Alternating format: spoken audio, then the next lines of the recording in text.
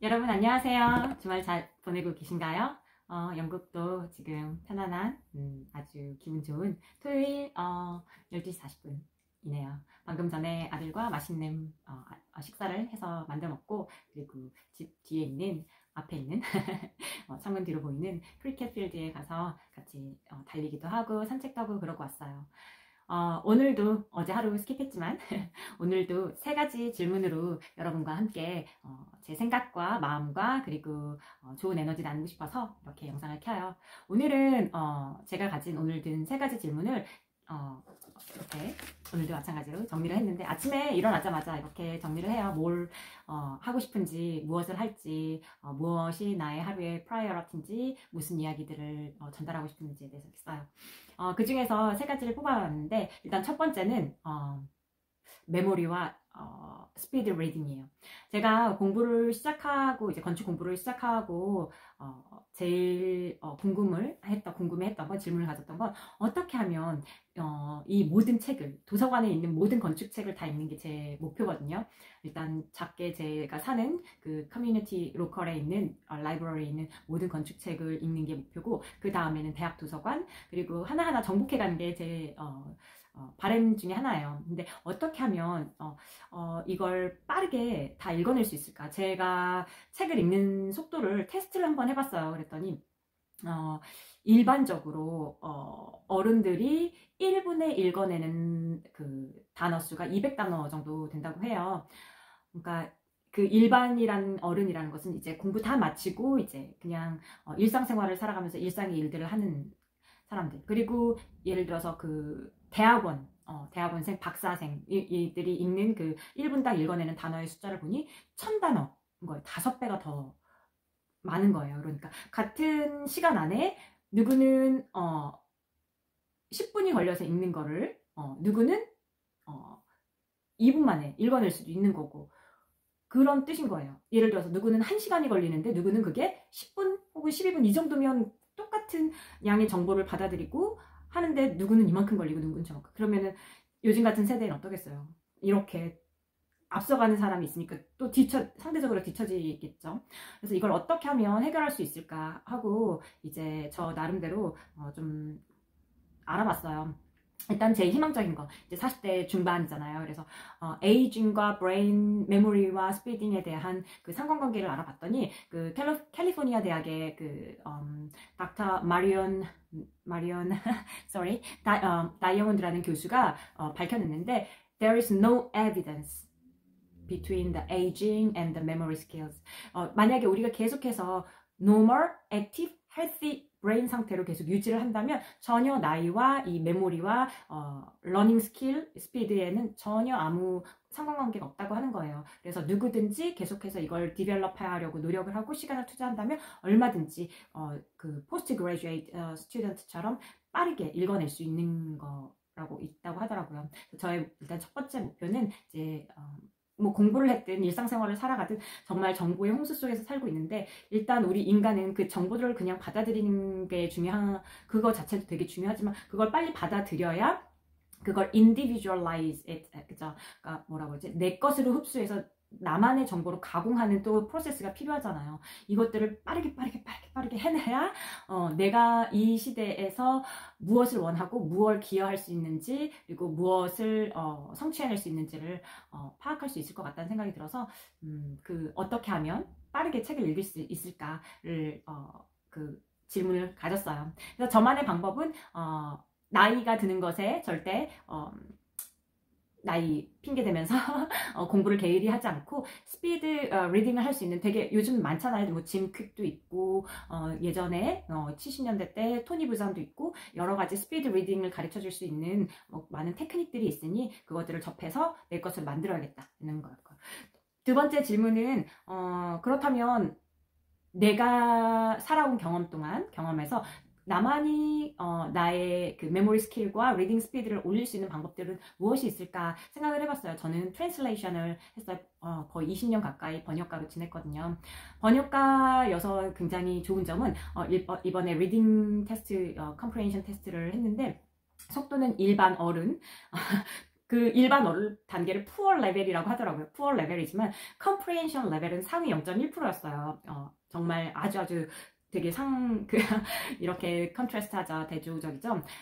그러면 왜 내가 상위 0.1%의 이해력을 갖고 있는 사람일까 하면 저의 그 오랜 직업에서 온 경력 그리고 경험들 덕분인 것 같아요.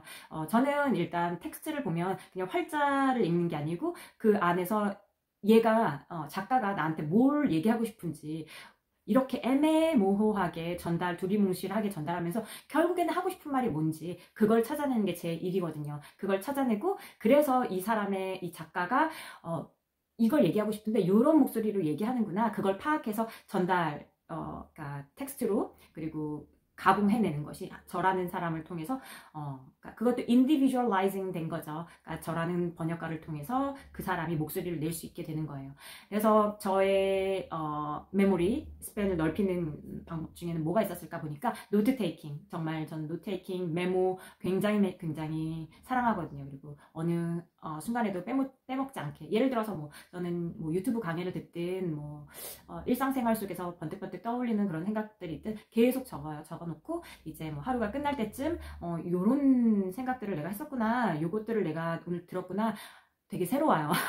왜 그런지 아세요, 여러분? 많이들 아시겠지만 우리가 어떤 정보 지식을 들었을 때 그것을 듣고 딱 1시간, 그걸 들은 후 1시간만 the recall of information이 should rise up. 아주 짧은 순간 오른다는 거예요. 그 1시간이 지나고 최종 24시간이 지나면 내가 들은 것의 80%가 사라진다는 거예요.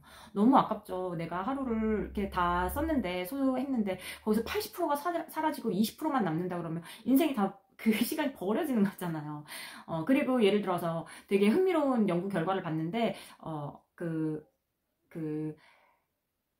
기업들이 그 트레이닝 프로그램들을 제공하잖아요. 그러면 뭐 예를 들어서 1 빌리언, 예를 들어서 1 빌리언을 들어서 행사를 조직을 해서 좋은 프로그램을 하러 들었어요. 이제 제공했어요. 그러면 거기에 참여한 사람들이 결국에는 그 다음날 24시간이 지나면 그 80%를 잊어버리는 거예요. 그러니까 뭐 리마인드 혹은 자기만의 그걸 다시 메모라이징 하는 노력을 하지 않는다면, 그러면 20%의 정보만 남는 것뿐만 아니라 1 빌리언에 들은 것의 80%의 돈이 그냥 사라진 거야. Nothing. Nothing. 시간도 그렇고 돈도 그렇고 이거는 정말 있어서는 안 돼. 일이겠다. 인생의 자원에 효율적인 걸 해도 지금 모자랄 판에 그걸 다 놓치고 이렇게 마치 손에 모래 이렇게 움켜쥐고 있으면 다 빠져나가는 것처럼 이렇게 더 이상 남는 인생을 살면 안 되겠다. 이걸 다 움켜쥐고 그걸 또 내 걸로 만드는 과정을 빠르게 효율적으로 해야겠다라는 생각이 들었어요. 그래서 또 어떤 생각이 들었냐면, 전 트랜슬레이션을 했기 때문에 노테이킹 뿐만 아니라 이제 옆에 인터프리테이션을 하는 친구들, 통역하는 친구들이 어떻게 공부하나도 많이 지켜볼 봤는데, 통역하는 친구들은, 특히 동시 통역하는 친구들은 이걸 메모를 다 할 수가 없어요. 아시겠죠? 얼마나 빠르게 이걸 내가 말하는 걸 동시에 이렇게 전달을 다른 언어로 스위치해서 전달한다고 하면 그 사람의 문장 구조와 사고와 이거를 읽어내고, 특히 영어와 한국어는 문장의 구조가 다르잖아요. 그 구조까지 바꿔서 이렇게 내뱉는다는 건 거의 incredible, 정말 불가능에 가까울 정도로 한데, 그 불가능을 가능으로 만드는 이유는 그 친구들만의 노트 테이킹의 방식이 있어요. 다 이걸 쓰는 게 아니고 키워드들만 뽑던지 아니면 그걸 비주얼라이징을 해서 자신만의 언어와 구조로 이걸 내뱉는 거예요.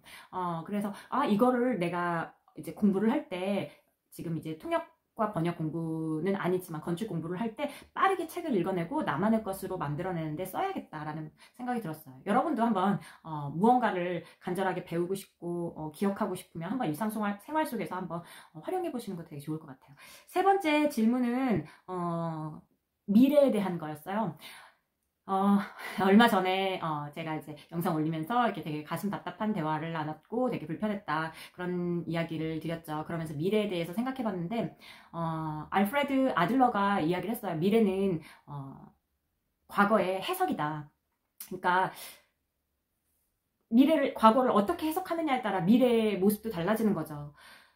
에너지를 옮기려는 그런 노력이 필요한 거예요. 내가 꿈꾸는 미래를 만들기 위해서는 과거를 어떻게 해석하는가, 과거에 대해서 감사와 축복, 힘든 시간이 있었지만 그 역시 나를 단련하고 내가 더 성장하기 위한 주춧돌이고, 도약할 발판이고 나는 포기하지 않을 거고 늘 앞으로 나아갈 거야. 이런 메시지를 과거에서 해석을 했다면 미래의 모습은 그건 거예요. 그래서 아들러가 얘기했던 그 말을 기억하면서 미래에 대해서 제가 사람마다 다 생각하는 미래가 다 다르겠지만 내가 정의하는 미래는 에너지를 옮기는 것, 좋은 에너지를 옮기는 것, 그리고 극복하고 나아가고 받아들일 건 받아들이면서 도전해가는 것. 그걸 미래라고 생각해요. 그래서 제가 생각하는 건 그래요. 사람은 한국에선 그런 말 하잖아요. 사람은 쉽게 변하지 않는다. 그 말도 맞아요. 왜냐? 노력하지 않으니까. 저는 그렇게 믿어요. 누구나 다 변할 수 있고 누구나 더 나아질 수 있고 누구나 더 자기가 꿈꾸는 모습으로 성장할 수 있어요. 단 하나. 의식적인 노력을 꾸준히 계속하는 거. 의식적인 노력을 꾸준히 하는 거. 그렇게 한다면 저의 미래도 여러분의 미래도 그 누군가의 모든 사람의 미래도 다 자기가 원하는 모습으로 언젠가는 이루어져 있을 거라 믿어요. 이게 저의 오늘 토요일 아침에 든 3가지 질문이었어요. 또 재밌는 질문과 생각들로 여러분 찾아뵐게요. 주말 편안하시고 즐거운 생각들로 그리고 행복한 마음으로 가득하시길 바랄게요. Bye. See you later.